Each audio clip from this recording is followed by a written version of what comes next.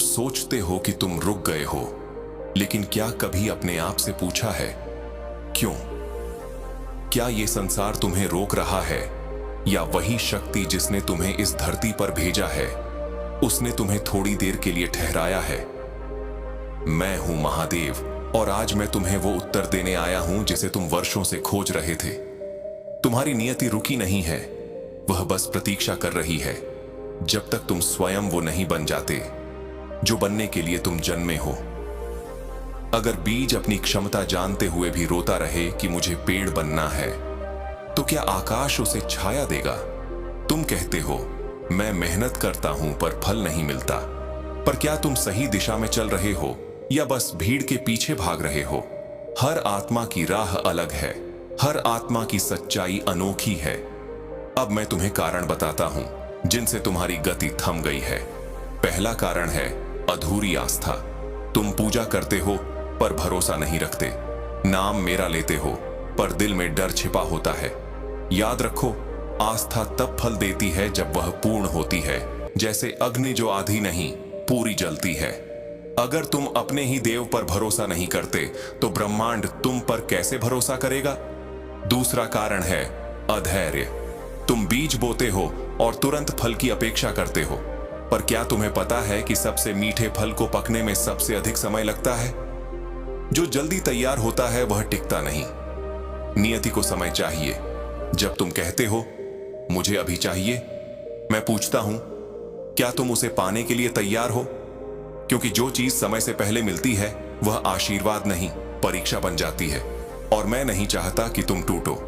तीसरा कारण है अपनी आत्मा का उद्देश्य न समझना। क्या जिस राह पर तुम चल रहे हो वो तुम्हारी आत्मा की राह है या समाज की नकल? जब आत्मा अपने मार्ग से भटक जाती है तो ब्रह्मांड ठहर जाता है।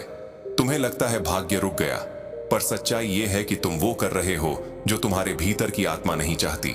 तुम बाहर से मुस्कुरा रहे हो पर अंदर कोई चुपचाप रो रहा है। उस आवाज को सुनो, वही तुम्हारी सच्चाई है। 3 दिव्य संकेत। अब मैं तुम्हें 3 दिव्य संकेत बताता हूं जिनसे तुम समझोगे तुम्हारी नियति रुकी नहीं, बस तुम्हारे जागने का इंतजार कर रही है। पहला संकेत, भीतर की बेचैनी का उठना। सब कुछ है पर मन शांत नहीं। यही संकेत है कि तुम गलत राह पर हो। यह बेचैनी तुम्हारी चेतना की पुकार है जो कह रही है अपने सत्य की ओर लौटो। दूसरा संकेत, बार बार असफल होना। तुम कोशिश करते हो, गिरते हो, फिर उठते हो, फिर गिरते हो। यह दंड नहीं, संकेत है रास्ता बदलने का, दृष्टि बदलने का। हर गिरावट सबूत है कि ब्रह्मांड तुम्हें किसी ऊंचे उद्देश्य के लिए तैयार कर रहा है। तुम्हारी मेहनत व्यर्थ नहीं जाती, वह तुम्हारे भीतर की शक्ति को जागृत कर रही है। तीसरा संकेत, एक गहरी रहस्यमयी शांति का आना। जब सब कुछ स्थिर लगने लगे, न कोई डर, न कोई जल्दी, न कोई दुख, बस एक गहरा सन्नाटा उतर आए। समझो मैं तुम्हारे साथ हूं। जब तुम्हारी आत्मा कहती है सब कुछ खोकर भी मैं शांत हूं, उसी क्षण नियति का द्वार खुलता है। वही क्षण होता है जब मैं स्वयं तुम्हारे भीतर उतरता हूं। अब प्रश्न यह है क्या करना है? उत्तर सरल है, स्वीकार करो, समर्पण करो और साधना करो। स्वीकार करो कि जो कुछ हो रहा है उसमें एक गूढ़ रहस्य है। समर्पण करो इस सत्य पर कि मैं तुम्हारे साथ हूं, और साधना करो, क्योंकि जब तक आत्मा अपने स्वरूप को नहीं पहचानती हर प्रयास अधूरा रहेगा। अब दौड़ो मत, एक क्षण रुक जाओ।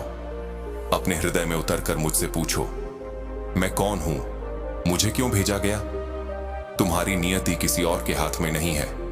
वह तुम्हारे विचारों, तुम्हारे विश्वास और तुम्हारी दृष्टि से बंधी है। जब तुम बदलते हो तो नियति की दिशा भी बदल जाती है। मैं तुम्हें कोई वरदान नहीं दे रहा, मैं तुम्हें तुम्हारी शक्ति का बोध करा रहा हूं, क्योंकि जिसने स्वयं को जान लिया वह संसार को बदल सकता है। अब तुम पहले जैसे नहीं रहे, अब तुम महादेव के दूत बन चुके हो। तुम्हारी दृष्टि बदल चुकी है और अब सृष्टि तुम्हारे अनुसार चलने लगेगी। हर रुकावट अब अवसर है, हर पीड़ा अब ज्ञान की सीढ़ी है। जब फिर जीवन ठहरा हुआ लगे, आंखें बंद कर कहना, हर बाधा में तुम हो महादेव, इसलिए अब मुझे कोई डर नहीं। क्योंकि अब तुमने केवल शिव की उपासना नहीं की, अब तुम शिव बन गए हो। तुम्हारी नियति अब बाहर नहीं लिखी जाती, वह अब तुम्हारे भीतर से जन्म लेती है। क्योंकि अब तुम केवल भक्त नहीं, स्वयं शिव हो। हर हर महादेव।